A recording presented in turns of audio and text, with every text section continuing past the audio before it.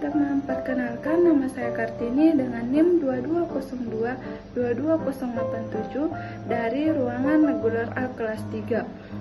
Baik, di sini saya ingin menjelaskan sedikit materi mengenai negara dan pemerintah sebagai sasaran akuntansi sektor publik.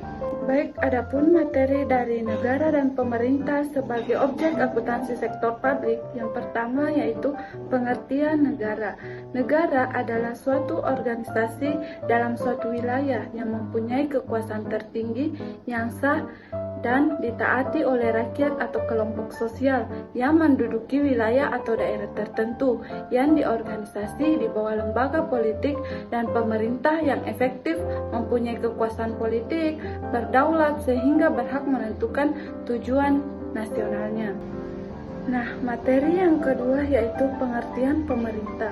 Pengertian pemerintah dapat dilihat dari sifatnya, yaitu pemerintah dalam arti luas dan pemerintah arti sempit. Nah, di dalam arti luas, pemerintah meliputi seluruh kekuasaan, yaitu kekuasaan legislatif, eksekutif, dan yudikatif.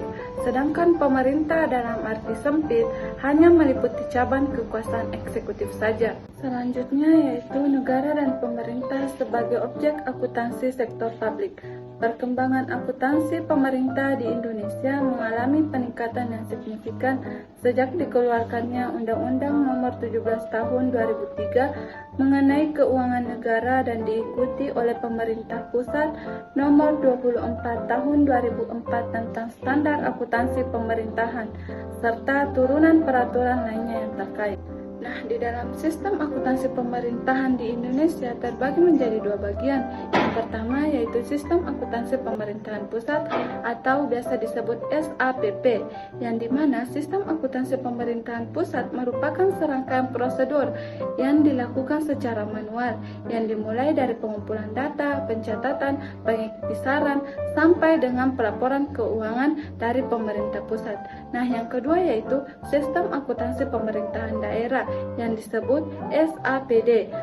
Sistem akuntansi pemerintahan daerah ini merupakan serangkaian prosedur yang dilakukan dengan proses pencatatan, pengiktisaran, sampai dengan pelaporan keuangan untuk mempertanggungjawabkan pelaporan anggaran pemerintah belanja negara yang dapat dilakukan secara manual.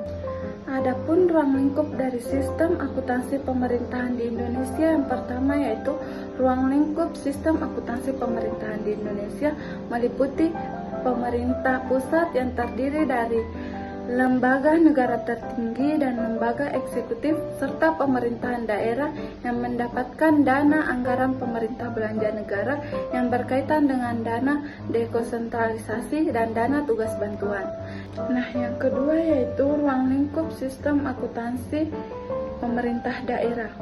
Sekurang-kurangnya meliputi prosedur akuntansi pengeluaran kas, akuntansi aset tetap, barang milik daerah, dan akuntansi selain kas.